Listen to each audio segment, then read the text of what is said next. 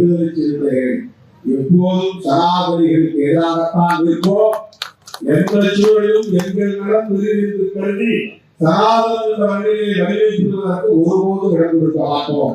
அதனால் எவ்வளவு பெரிய பாதிப்பு ஏற்பட்டாலும் எவ்வளவு பேரிழப்பு ஏற்பட்டாலும் அதை தாங்கிக் கொள்கிற வழியை விடுதலை சிறுத்தைகளுக்கு உண்டு. உங்களுக்கு சனாதன பேய் பிடிச்சிருக்கு சார். உங்களுக்கு வேற ஒன்றும் இல்லை. நடராஜர் கோயில் இருக்கிற தீட்சிதர்களை பற்றி பல விவாதங்கள் வந்தது இல்லை சார். அவங்க கூடலாம் சட்டம் கட்டெல்லாம் இல்லாமல் நல்லா பயங்கரமாக இருக்கிறாங்க. வித்தியாசமே தெரில. அவங்கக்கிட்ட போய் நின்று அந்த கும்ப கலசம்லாம் அந்த கலசத்தை வச்சுக்கின்னு பட்டக்கட்டெல்லாம் முன்னு ஓட்டு கேட்டாரா இல்லையா? தீட்சிதர் கையில் இருக்கிற போது அது ஓட்டு, பூணூல் ஓட்டு இல்லை, வெறும் ஓட்டு. பல நாளாக வந்து சனாதனம் பேசியிருந்தார். ஆனால் நம்முடைய